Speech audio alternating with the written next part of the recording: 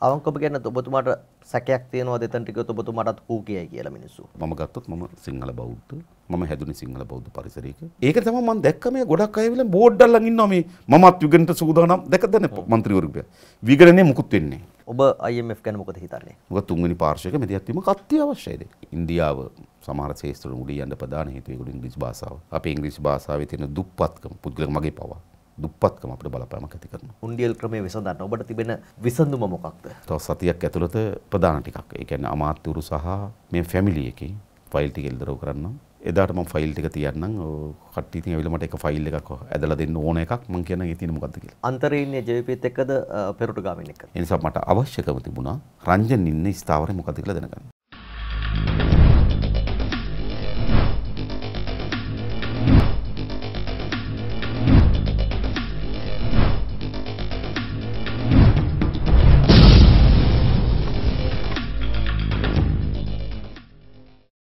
රටේ පවතින ආර්ථික තත්ත්වයේත් එක්කම මේ තියෙන අර්බුදය පිළිබඳ කතා බහ කරන්න විශේෂ හරි ටීවී වැඩසටහනක් අද දවසේ අපි සූදානම් ඔබ වෙත අරගෙන ඉන්නේ. ඉතින් අපි අපේ සමාජ මාධ්‍යයන් ඔස්සේ YouTube සහ Facebook ඔස්සේ අපේ ප්‍රේක්ෂක ජනතාව දැනුවත් කරා. ජනතා විමුක්ති පෙරමුණේ නායක අනුර කුමාර දිසානායක මහත්මයා සහභාගී වෙනවා කියලා විශේෂ හරි ටීවී ෆේස් ටු ෆේස් වැඩසටහනට. ඉතින් අපි සූදානම් වැඩසටහන ආරම්භ කරන්නට. ඔබතුමයි ගෝල්ෆේස් අරගල භූමියට නොයන්නේ.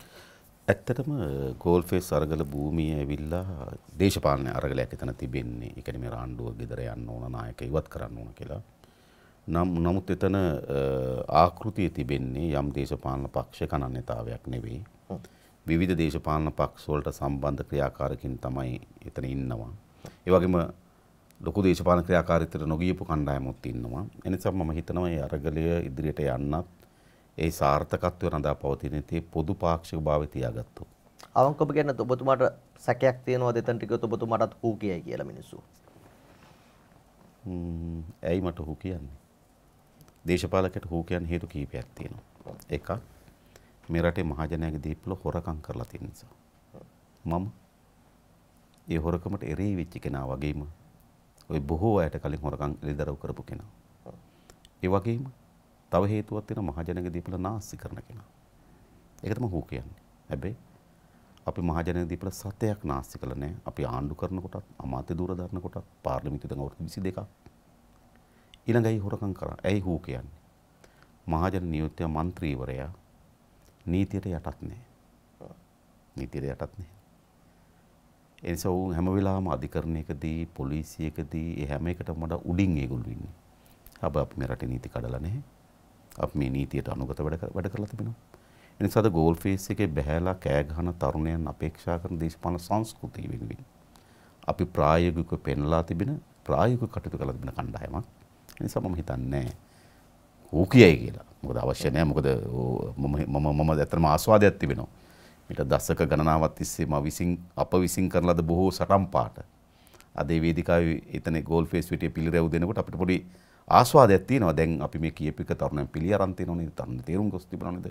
ඕන් පාරට ඇවිල්ලා තිබුණා නේද? යහඬ නියෝජනය කරනව නේද කියන එක පිළිබඳ ආස්වාදයක් තිබෙන්නේ. හරි. දැන් මේ අපි යොමු කරන්න කියද්දි ප්‍රශ්න බොහෝ දෙනෙක් යොමු කරලා තිබුණු ප්‍රශ්නයක් තමයි මේ පොදු ප්‍රශ්නයක් තමයි විශේෂයෙන්ම දැන් ඔබතුමා සඳහන් කරනවා වර්තමානයේ තිබෙන අර්බුදය ව්‍යවස්ථාවෙන් පිටතදී විසඳ ගන්න ඕනේ කියන දේ. හැබැයි දැන් ආණ්ඩුව පාර්ශවයෙන් කියන දෙයක් තමයි නෑ මේක පාර්ලිමේන්තුව ඇතුළතදී තමයි මේ ව්‍යවස්ථාවත් එක්ක තමයි මේක විසඳ ගන්න ඕනේ කියන දේ. හැබැයි දැන් බොහෝ දෙනෙක් යොමු කරලා තිබුණා. ඔබතුමා කියන දේ මේ ව්‍යවස්ථාවෙන් පිටතදී මේක විසඳ ගන්න ගියොත් මේක නරක පූර්වාදර්ශයක් වෙයිද? ඔව් ඒ කියන්නේ අපි උදාහරණයක් හිතන්න දැන් ඔබතුමා රටේ ජනාධිපති වෙනවා. විශේෂයෙන්ම දැන් ආණ්ඩුවක් වුණාම අසීරු තීරණ ගන්න වෙනවා. මාස 6කින් ඔබතුමාට මේ වගේම උද්ඝෝෂණ කරොත් යන්න කියලා. දැන් ඔබ කිව්ව එක හරි. ඒ කියන්නේ සාමාන්‍යයෙන් ආණ්ඩුව බලයටපත් වුණාම ඕන වෙලාවක 40කට ආසන්න ප්‍රමාණයක් විපක්ෂ නියෝජනය කරනවා. ඒ නිසා ඕන වෙලාවක ලක්ෂයක් දෙකක් ගෝල්ෆේස් එකට ගෙනලා වාඩි කරවලා ඒ ආණ්ඩුවට යන්න කියන්න පුළුවන්. ඒවා පක්ෂ විසින් සංවිධානය කරලා කළ හැකියි. හැබැයි අද මේ ජනාධිපතිවරට යන්න කියන්නේ එහෙම දේශපාලන පක්ෂයක සංවිධානයක් නෙවෙයි. මේ රියහානි දීලියට එන්නේ, කොහොවල දීලියට එන්නේ, ගෝපි ජනපදයේ දීලියට එන්නේ. අද මාර්ග හරස් කරලා පාරවල් බස් නතර කරලා තිබෙන්නේ. සෑම නගරයක මුත්කෝෂණ තිබෙන ගෝල්ෆේස් එකට විශාල පිරිසක් සහභාගී වෙන්නේ. ඒගොල්ලෝ යම් දේශපාලන පක්ෂයක නියෝජනයක් හෝ මෙහෙවීමක් නොවේ. ඒ පොදු ජනයාගේ ඉල්ලීමක්. ඒතර පොදු ජනයාගේ ඉල්ලීම ඒක නම් මොනොත් යන්න ඕන. මොකද ඕන වෙලාවක දේශපාලන පක්ෂ කාණ්ඩුවක් අපිට යන්න කියනවා ඡන්දයක් දෙන්න කියන එක හරි. ඒක සාමාන්‍ය දෙයක්. හැබැයි මේක එහෙම එකක් නෙවෙයි. මේක ඒ නිසා තමයි ආණ්ඩු උත්සාහ කරා මේකට තමන්ගේ ජනබලයෙන් මුහුණ දෙන්න. ඒක තීරණය කරන නිර්ණායකයෙ කොහොමද? නිර්ණායකය ජනාධිපතිවරයාට පාරට බහැලා බලන්න කියන්න. මම කියන්න මේකට ජනාධිපතිවරයා මුහුණ දෙන්න උත්සාහයක් දැරුවා ඒගොල්ලෝ. අනුරාධපුරයේ මොකද්ද අනුරාධපුරේ සල්ගාදු පිට්ටනියෙන් පටන් අරගෙන පළාත් පහක රැස්වීම මාලාව සූදානම් කරා. හැබැයි මොකද සිද්ධ වුනේ?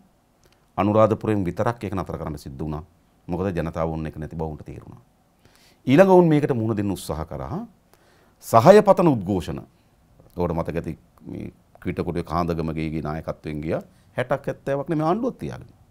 ශාලාවත උද්ඝෝෂණයකට මිනිස්සු හු කියලා එළෙව්වා. අනුරාධපුර උද්ඝෝෂණයකට පොදු ජනයා මේ දේශපාලන පක්ෂ නෙමෙයි මේ පොදු මිනිස්සු. ඒ නිසා මේක තමයි නිර්ණායකය.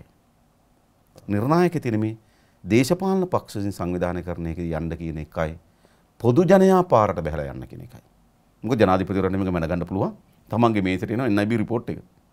NIB report එක බලපුවම බලගන්න පුළුවන් මේ දේශපාලන පක්ෂ විසින් කියන එකක්ද පොදු ජනයා විසින් කියන එකක්ද. ඉතින් මම පිළිගන්නේ ලහිරු මේ වෙලාවේ මේ තිබෙන්නේ පොදු ජනයාගේ ඉල්ලීම. ඊළඟ තමයි ව්‍යවස්ථාවෙන් පිට කියන එක ටිකක් මෙහෙමයි. අපි කවුරුත් යටත් නීතිය තමයි ආණ්ඩුක්‍රම ව්‍යවස්ථාව. හැබැයි දැන් මේ ආණ්ඩුක්‍රම ව්‍යවස්ථාවේදී මේ ජනාධිපතිවරයා අවුරුදු 5ක් ඉන්නවා. මේ පාර්ලිමේන්තුව තව අවුරුදු 2කමාරක් ඉන්නවා. ජනාධිපතිවරයා 2කමාරක් වගේ ඉන්නවා. එතකොට මේ ව්‍යවස්ථාවේ ඇතුලේ හොයන ඕනෑම විසඳුමක් තියෙන මේ ජනාධිපතිවරයා තියාගෙන මේ 225 ඇතුලේ. ඔබන හොයන්න තියෙන්නේ. හැබැයි මේ ජනාධිපතිවරයා තියාගෙන මේ 225 ඇතුලෙන් ගනු ලබන කිසිදු ක්‍රියාමාර්ගයක් මේ පොදු ජනයා විශ්වාස කරන්නේ නැහැ. එහෙමනම් දැන් අපිට අවශ්‍ය වෙන්නේ මේ ව්‍යවස්ථා රාමුවෙන් එළිය අදහසක් ගන්න. හැබැයි එළිය ගන්න එක ඒකට කියනවා ව්‍යවස්ථාවට පිටින් ප්‍රචණ්ඩකාරී නේ. ඒක හරි. හැබැයි එළියේ එන එකඟතාවය ව්‍යවස්ථාවට සංශෝධනයකට ගේන්න පුළුවන්. එළිය යනවා අපි හිතමු රයිට් මේ ව්‍යවස්ථාව රාමුව ඇතුළේ අපි සාකච්ඡා කරලා බලමු අපිට කරන්න පුළුවන් නේවා. මේ ව්‍යවස්ථාවෙන් පිට රාමුව ඇතුළේ බලමු සාකච්ඡා කරන්න පුළුවන් නේවා. ව්‍යවස්ථාවෙන් පිට රාමුවේ එන එකඟතාවයන් අපි ව්‍යවස්ථාවට සංශෝධනයකට ගේමු. එතකොට ඒක මේ තියෙන නීතියට යටත්. එනිසා මා යෝජනා කරන්නේ නීතියට එරෙහි එකක් නෙවෙයි. මේ නීතිය සංශෝධනයක් ගැනීමේ ඒ ක්‍රියාමාර්ගය ආයුතු කියන එක තමයි අපගේ යෝජනාව බවට පත් වෙලා තිබුණේ. හරි.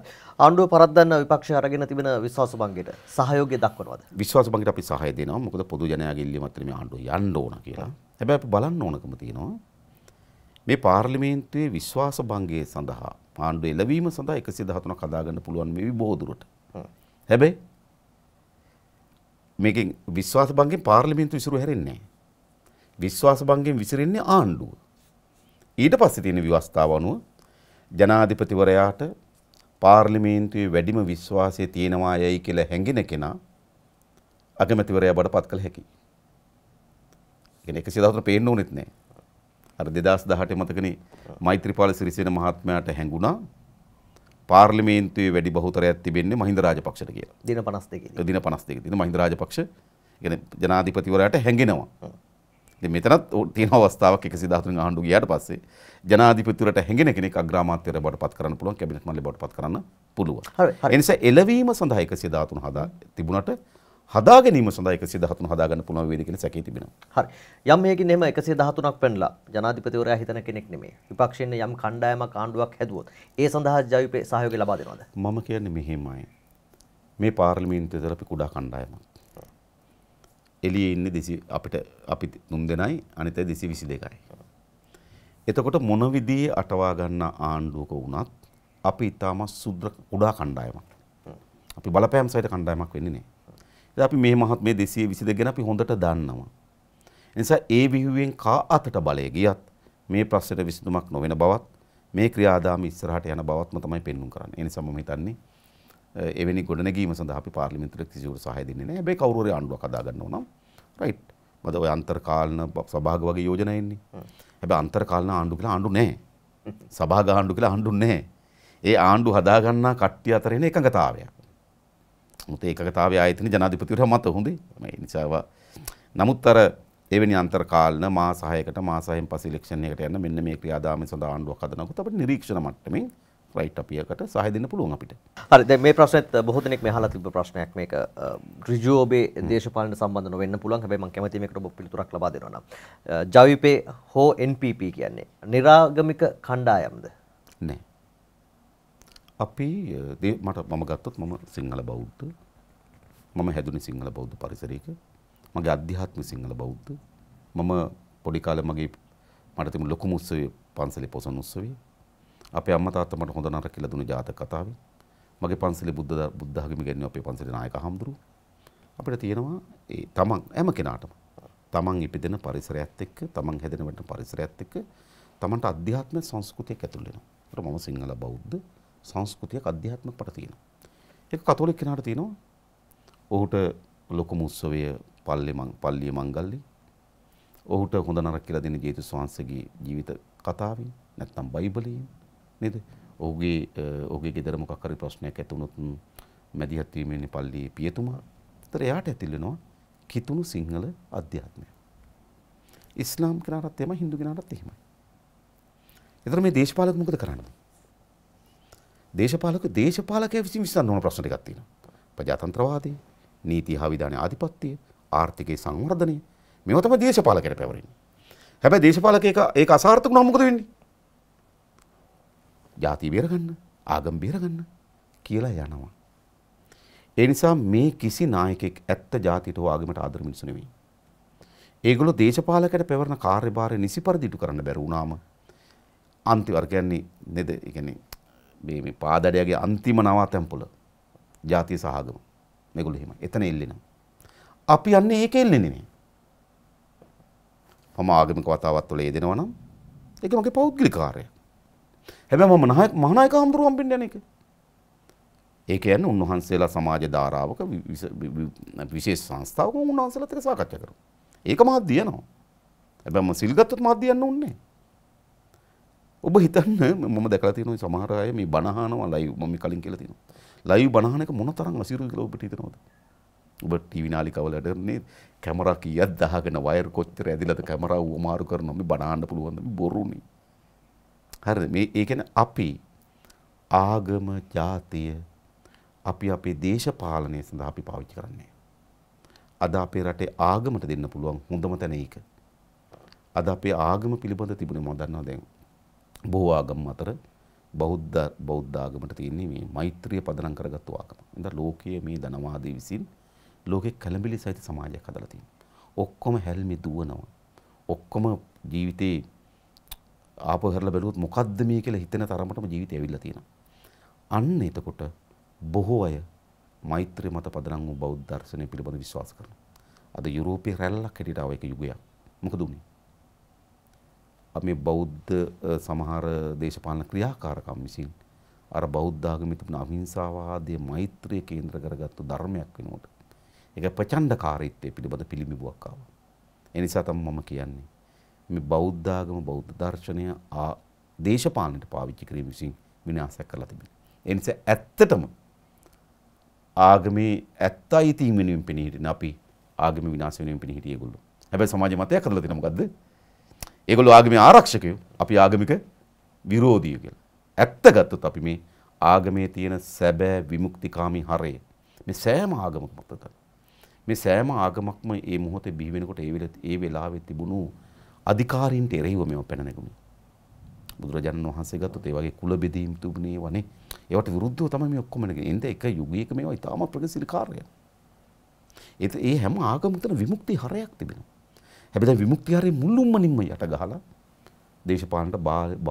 දේශපාලනයට ලාභයට අලවි වෙන මෙවලම් ඔබටපත් වී තිබෙනවා. ඉතින් අපි ආගම අපි එහෙම අලවි කරන මෙවලමක් නෙවෙයි අපේ දේශපාලනයට. ඔච්චරයි ඒගොල්ලෝ සහ අපි අතර තියෙන වෙනස. දැන් මේ වෙලාවේ ගෝල් ෆේස් අතුරු රටවටේ තියෙන උද්ඝෝෂණ ගැන සහ සමාජ මාධ්‍ය ඔස්සේ තියෙන ප්‍රධානම සටන් පාඨයක් තමයි විගණනය කරන්නට ඕනේ. හැබැයි ඔබ පෞද්ගලිකව විශ්වාස කරනවද දැන් විගණනය කරද්දී මේ වර්තමානයේ ඉන්න දේශපාලඥයින් හෝ හිටපු අය තමන්ගේ නමට හෝ තමන්ගේ බිරිඳගේ හෝ නැත්නම් තමන්ගේ දරුවන්ගේ නමට විතරද එහෙමනම් මේ වත්කම් අරගෙන තිබෙන්නේ. විගණනය කිරීමෙන් මේකේ පළක් වෙයිද? පළවෙනි එක තමයි අපේ ලංකා විගණන වර්ග දෙකක් තිබෙනවා. එකක් රාජ්‍ය විගණනය සංස්ථා පනත යටතේ රාජ්‍ය මේ පෞද්ගලික සමාගම් විගණනය. ඒතර පෞද්ගලික සමාගම් විගණනය කරනවා ඒගොල්ලන් ඩිරෙක්ටර් බෝඩ් එක තමයි තීන්දුව తీරන අරන් තියෙන්නේ. තීන්දුව తీරන හරියද ඒ වගේ ප්‍රතිලාභ මොනවද ප්‍රතිලාභ කොටස් විදියට සාධාරණ ලෙස බෙදාගෙන ගියාද කියන එක පිළිබඳව විගණනයක් කරලා ඒගොල්ලෝ මහ සභාවට වාර්තාවක් ඉදිරිපත් කරනවා. ඊළඟ රජයේ විගණනයක් තියෙන විගණන දෙපාර්තමේන්තුව කරනවා. ඒකෙන්නේ මෙහෙම එන අපේ රටේ මූල්‍ය බලය තිබෙන පාර්ලිමේන්තුවට. ඒතර පාර්ලිමේන්තුවෙන් අයවැය ලේඛනයකින් මුදල් වෙන් කරලා දෙනවා. ඊට පස්සේ විගණන දෙපාර්තමේන්තුව කරන දේ තමයි ඒ අයවැය ලේඛනයෙන් වෙන් කරන ලද මුදල් නිසි පරිදි යෙදුණාද කියන එක පිළිබඳව විගණනයක් කරනවා. විගණනයක් කරලා ඒක පාර්ලිමේන්තුවට වාර්තාවක් හැටියට දෙනවා. ඒක තමයි ඔය කෝප් සභාවේ සාකච්ඡාවට බඳුන් කරන වාර්තාව.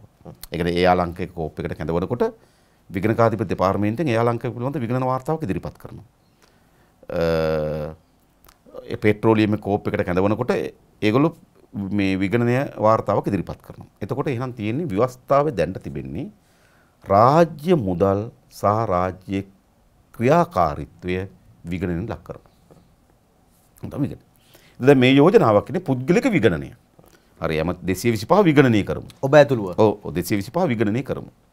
හැබැයි අපේ රටේ ආණ්ඩුක්‍රම ව්‍යවස්ථාවේ 225 විගණනය කරන්න ඉඩක් නැහැ. එහෙනම් ඉස්සෙල්ලා මොකද කරන්න ඕන? ලෝකේ කොහෙවත් පුද්ගලික විගණනයක් එව නැහැ. ලෝකේ කොහෙවත් නැහැ පුද්ගලික විගණනයක්. හරිද? නම් විගණනයේ තියෙන්නේ එහෙනම් අපි ලෝකේ කොහෙ නැතත් අපේ කරාට කමක් නැහැනේ. ලෝකේ කොහෙවත් නැති හොරු ඉන්නවනේ අපේ රටේ නම් කමක් නැහැනේ. ඒක හරි. හැබැයි එහෙනම් අපි ආණ්ඩුක්‍රම ව්‍යවස්ථාවට සංශෝධනයක් ගේන්න ඕන. 225 ඉහළ රාජ්‍ය නිලධාරීන් සංසද සභාපතිවරු විගණනය කරනවා කියලා සංශෝධනයක් ගේන්න ඕන. ඕකනේ තියෙන්නේ. විගණනය කියන්නේ මොකක්ද? විගණනය කියලා කියන්නේ විමර්ශනයක් නෙවෙයි. ඒතකොට විගණනයේදී කරන දේ තමයි ඒ තියෙන තත්ත්ව පරීක්ෂා කරලා වාර්තාවක් ඉදිරිපත් කරනවා පාර්ලිමේන්තුවට. ඔච්චරයි.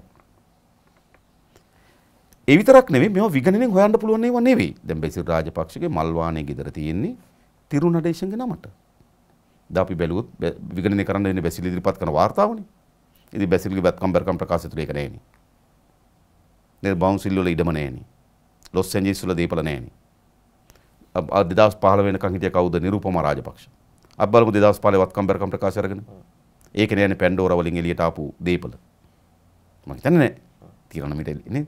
එතකොට එහෙමනම් මේ ඒක තමයි මම දැක්ක මේ ගොඩක් අය විල බෝඩ් අල්ලන් ඉන්නවා මේ මමත් විගණනට සූදානම් දැකද නේ മന്ത്രിවරු. විගණනේ මුකුත් වෙන්නේ නෑ. ඇත්තටම තියෙන විමර්ශනයක්. මොකද අපි හිතමු දැන් මාව විගණනේ එනවා. එතන මාව විගණනේ එනවනම් මොකද වෙන්න ඕන? මගේ දුරකථන නමුත් පරීක්ෂා කරන්න ඕන. මගේ බැංකු ගිණුම පරීක්ෂා කරන්න ඕන. මගේ බැංකු ගිණුම පරීක්ෂා කරන්න නම් ෆැක්ස් මේ කියන්නේ මොකද්ද?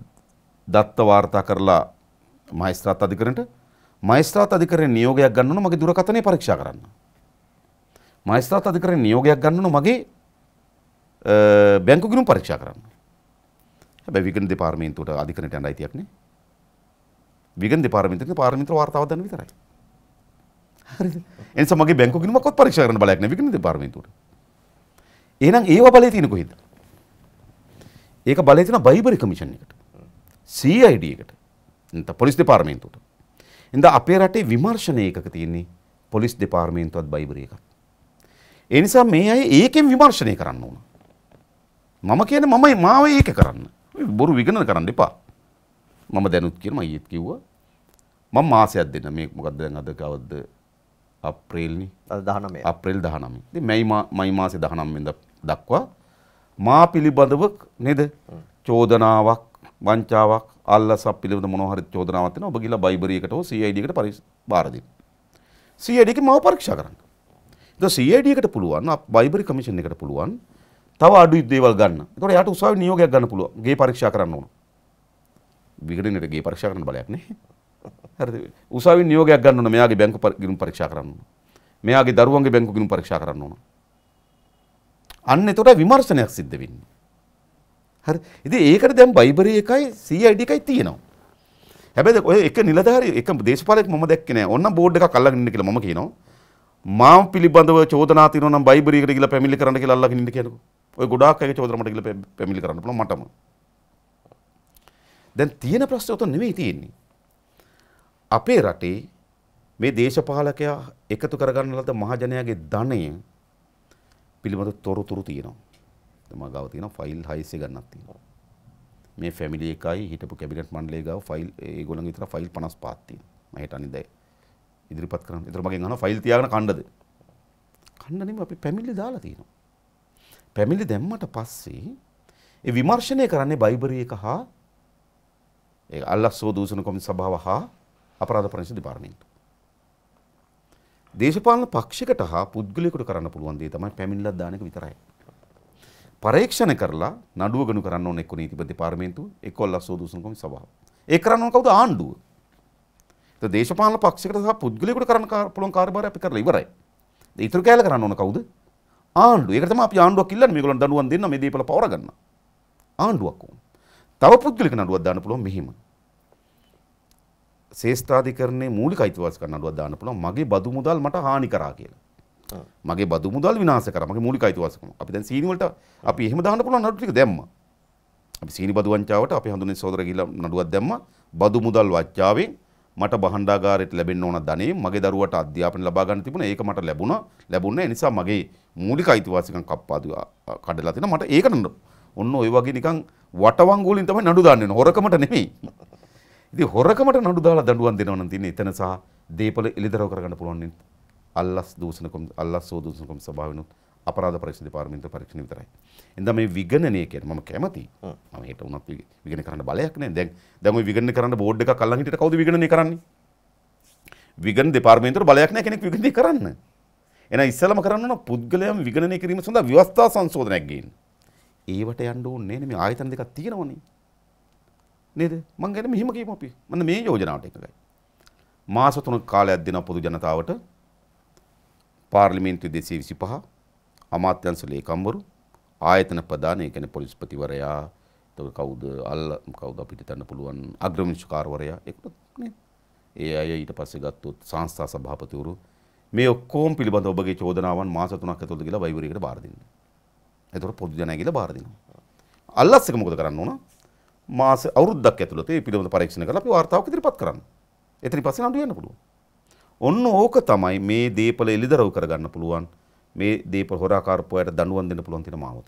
දැන් විගණනය කියන්නේ ඇත්තටම එහෙම එකක් නැහැ. ඉතින් මම ඔය හිටපු විගණකාධිපතිතුමාගෙන් මේ පිළිබඳව කතා කරා. දැන් විගණන දෙපාර්තමේන්තුවේ වෘත්ති සමිතියත් එක්ක සාකච්ඡා කරා.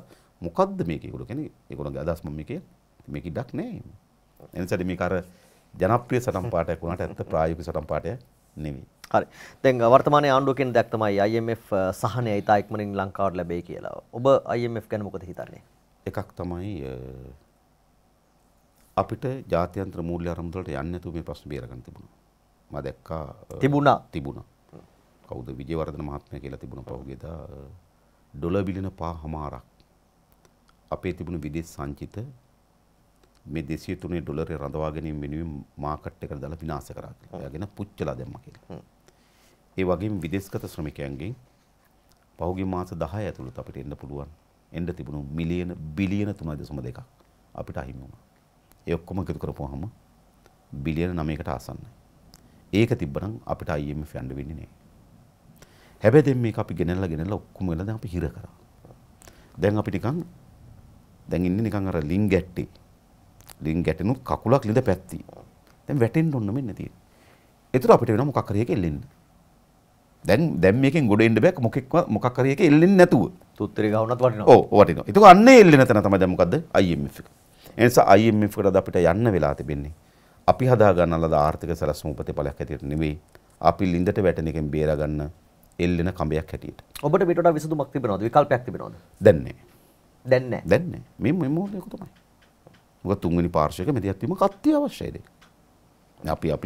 අපි බලපුවාම දැන් මේ ඩොලර් එන එකයි ඩොලර් අවශ්‍ය එකයි බලපුවාම මේක නිකන් පොතේ තනි හාෆ් සීට් කොලේ බලන්න පුළුවන් ප්‍රශ්නයක් මේ තියෙන්නේ. ඒ නිසා දැන් හැබැයි ප්‍රශ්නේ මේමයි. ජාත්‍යන්තර මූල්‍ය අරමුදල බලන්නේ සාර්වාර්ථික දත්ත පිළිබඳව. කොහොමද ගෙවින් ස්වේශය ඒ කියන්නේ ඩොලර් අපිට ලැබෙන ප්‍රමාණය ඩොලරෙන් අපේ යන ප්‍රමාණය අතර තුලනය රැකගන්නේ කොහොමද?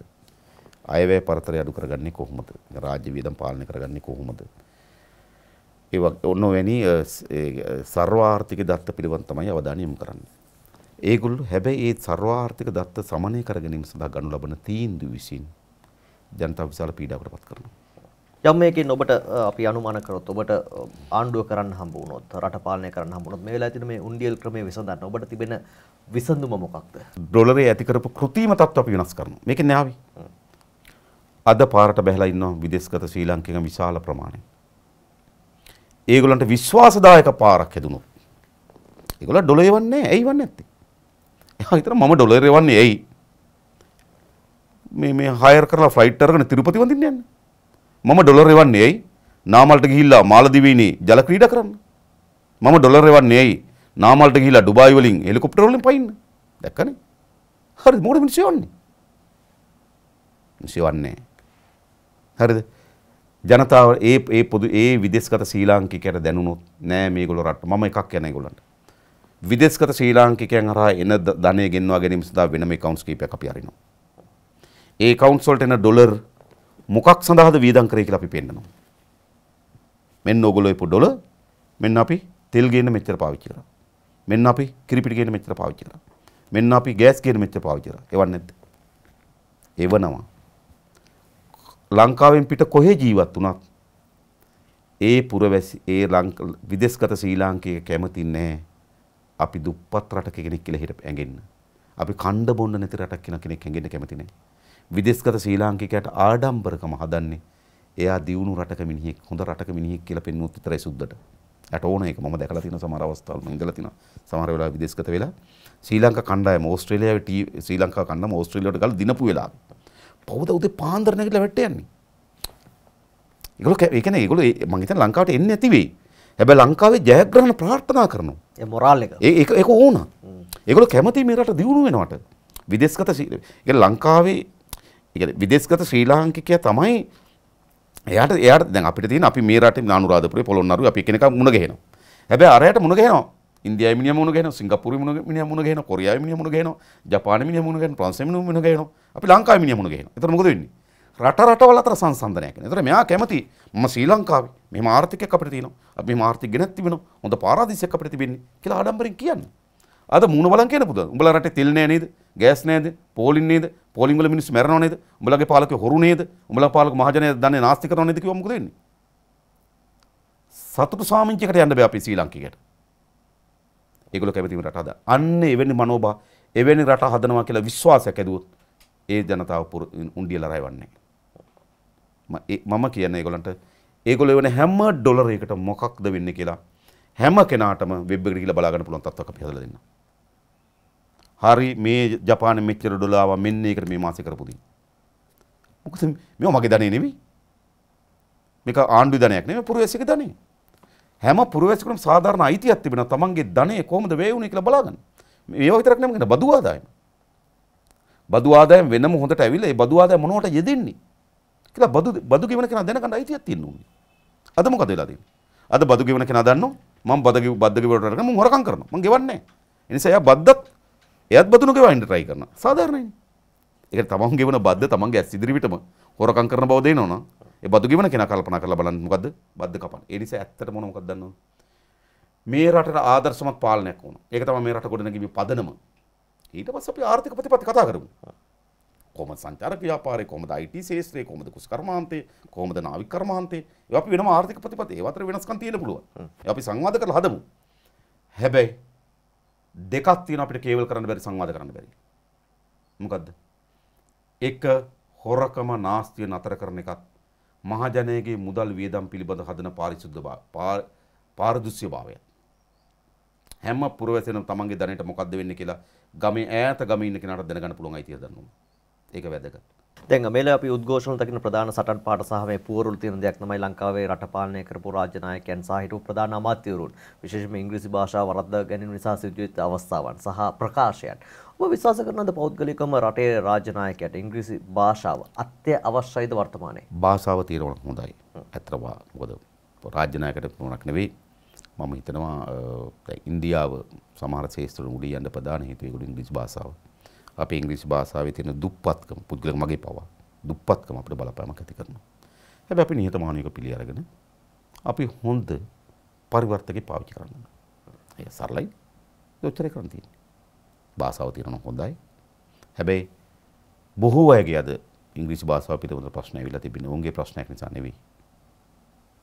ඒ භාෂාව පිළිබඳ ප්‍රශ්න ඇවිල්ලා තිබුණා. ඔවුන්ට භාෂාව ඉගෙන ගැනීම සඳහා තිබුණ අවස්ථාවන් අහිමි වීම.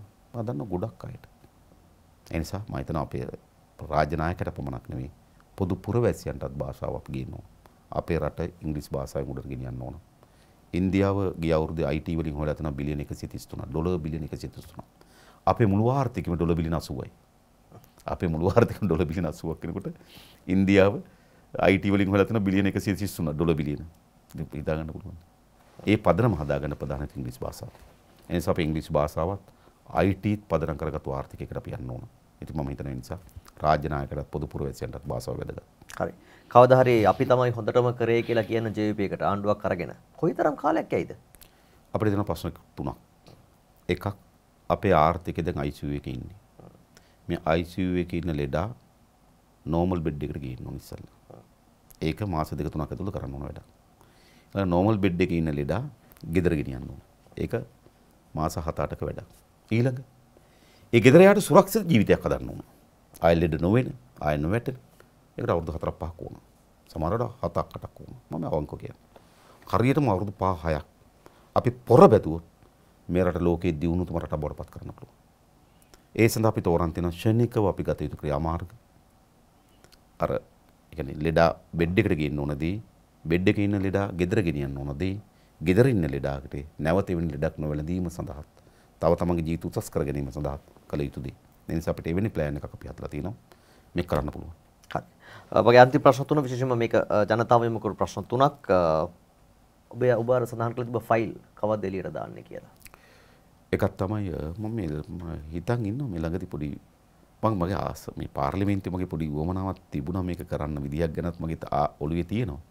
නමුත් පාර්ලිමේන්තුවේ අපි മന്ത്രിවරු 3 දෙනා නිසා අපිට කාලය හම්බෙන්නේ විනාඩි 8ක් වගේ දවසකට. ඔය සමහර අය යනවා. ඇයි මේක කතා කරේ නැත්තේ මේක කතා කරේ නැත්තේ කියලා. මොකද අපි മന്ത്രിවරු 3 දෙනයි. ඉතින් විපක්ෂයෙන් අපිට කාලය වෙන් කරන්න ඉතින් වෙනදා වගේ ෆ්‍රෙන්ඩ්ලි වෙන් කරන්නේ නැහැ. ඉතින් മന്ത്രിවරු ගානට බෙදලා වෙන් කරන්නේ. එනිසා එල්දරව් කිරීම පාර්ලිමේන්තුවේ කරන්න අමාරුයි. තව මම ආකෘතියක් විතර තියෙන බලන්න තව සතියක් ඇතුළත ප්‍රධාන ටිකක්. ඒ කියන්නේ අමාත්‍යවරු සහ මේ ෆැමිලි එකේ ෆයිල් ටික එල්දරව් කරන්න. එදාට මම ෆයිල් ටික තියන්නම්. කට්ටිය ඉතින් ඇවිල්ලා මට එක ෆයිල් එකක් ඇදලා දෙන්න ඕන එකක් මම කියන එකේ තියෙන මොකද්ද කියලා. ඉතින් පොඩි මම හිතන් ඉන්නවා ඒකට ආකෘතියක් ගැනත් මම කල්පනා කරලා තියෙනවා. හැබැයි ෆයිල් එළියට දාන එක විතරයි අපිට කරන්න පුළුවන් වැඩේ. පැමිණි දාන්න පුළුවන් වැඩේ අපි. හැබැයි ෆයිල් වල තියෙන මහජනයාගේ ධනය හොරකම් කරපු දීපල පවර ගන්නත් හොරුන්ට දඬුවම් දෙන්නත් ආණ්ඩුවේ වැඩ. එනිසා ඒක යථාර්ථය බවට පත් කරගන්න අපි ආණ්ඩුවක හදන්න ඕන. දැන් තවත් ප්‍රශ්නයක් තමයි විශේෂයෙන්ම දැන් රංජන් රාමනායක විශේෂයෙන්ම JVP එකත් එක්ක බොහොම හිතවත් කෙනෙක්. හැබැයි ඔහු සිරගත වීමත් එක්කම ඔහු ගැන කිසිම අදහසක් JVP පළ නොකරන්නේ ඇයි? නෑ මම විවිධ අවස්ථාවල යාගේ මුණ ගැහෙන හිතවතුන් එක්ක යම් අදහස් මාරු කර ගැනීම කරනවා.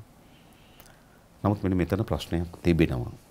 ඒ කියන්නේ මම කිසිසේත්ම සමහර ඒවාට අපි මැදිහත් නොවුණා හේතුවක් තිබුණා.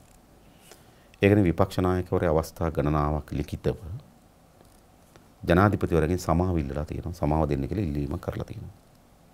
ඒතර අපේ සමහර මැදිහත් වීම සහ ප්‍රකාශයන් එවැනි සමාවක් ලබා ගැනීම සඳහා බාධාවක් වෙයිද කියලා පස්සේ අර්ථකථනය වෙන්න පුළුවන්. මොකද ඒ හින්දා මම එත රංජන්ගේ යම් හිතවතියක් කරා යම් අදහස් මාර්ග මම රංජන් ස්ථාවර අපිට කියන්න. එයා සමාවක් ගන්න නම් ඉන්නේ. ඒතර අපේ ප්‍රවේශය වෙනස්. ඒතර එයා සමාවක් ගන්න ඒ පාරේ නෙවෙයි නම් ඉන්නේ අපිට හරි. ඕකේ. දැන් මට ළඟදීම ලැබුණු තොරතුරු තමයි එයා සමාවක් ගන්න නෙවෙයි ඉන්නේ කියලා. දැන් අපි බලමු. හැබැයි අතන අපි ප්‍රවේශම් වුණා. මොකද එයා ඉන්නේ මොකද විපක්ෂ නායකවරයා අවස්ථා ගන්නාවකදී ගිහිල්ලා ඔයා දැන් ලෑස්ති වෙන්න ඇඳුම් මනකට හෙට සමාවම්බේ හරි මේ කතා කියලා තින එතන. ඉතින් අපි ඊට පස්සේ ඒකට මැන්දට පැනනොත් මොකද්ද වෙන්නේ? ඒ ක්‍රියාවලියට බාධා වෙයි කියලා අපි සමහරව බැලුවේ නෑ. ඒ නිසා මට අවශ්‍යකම තිබුණා රංජන් ඉන්න ස්ථාවරේ මොකද්ද කියලා දැනගන්න. දව් අපිට දැනුම් දීලා තිබුණා. ඔහු සමාව ගැනීම කියන ස්ථාවරේ නෑ කියලා දෙන්න. කලින් ඉඳලා මම දන්නේ නෑ කියලා කිව්වා. ඉතින් දැන් අපිට පුළුවන් යම් දේවල් මැදිහත් වෙන්න. නිසා අපි අර ප්‍රවේශ සංසාගරෙ මැද. ඉතින් මොකද මම ජනාධිපතිතුමා සමාව ඉල්ලන්න කැමති නෑ. ඒතර මොකද්ද වෙන්නේ? අපිට වැරදි කියලා හිතන එකට නිදහස දෙන්න කියලා අපි ඉල්ලනවා. අපිට ඒ කියන්නේ ඒ හිරේ යාම අපිට වැරදි. ඒක වැරදි දඬුවමක් කියලා හිතනකොට අපි කියන සමාව දෙන්න කියලා. අපිට හිතනවා හරි දඬුවමක් කියන එකට ජනාධිපතිතුමා සමාව දුන්නම කෑ ගහනවා. වැරදි නේ. එහෙම දෙබිඩිතාවයක් තියෙන්න බෑ. ඒක ජනාධිපතිවරට කියන්න පුළුවන් එයා සමාව දුන්නේ සමහර අයට. එයාට හැංගී ගියා ඒ තීන්දුව වැරදි කියලා. ඒ නිසා මම කිසිසේත්ම ජනාධිපතිවරයාගෙන් සමාවිල්ලීමේ ප්‍රොසෙස් එකකට අපි මැදිහත් වෙන්නේ නැහැ කියලා හිටියා. බොහොම ජනප්‍රිය ප්‍රශ්නයක් අවසාන ප්‍රශ්නය. අන්තරේ ජවිපෙත් එක්කද පෙරටුගාමින් එක්කද? ඉතින් අපේ ශිෂ්‍යයෝ ඉන්නවා. ඉතින් අන්තරෙත් ඉන්නවා. ශිෂ්‍ය භාවලත් වැඩ කරනවා. ඉතින් අපි නායකත්වයක් අපේ අතේ නැහැ. නමුත් ඒ වගේ ක්‍රියාකාරීන් අපි බොහෝ ඉන්නවා. ඒක ස්වාධීනව ශිෂ්‍යයන්ගේ වැඩ කරන ශිෂ්‍යයන්ගේ එකතුවක් මිසක් එක් දේශපාලන පක්ෂවල මෙහෙයුමක් නෙවෙයි කියලා තමයි හිතන්නේ. බොහොම ස්තුතියි. බොහොම ස්තුතියි.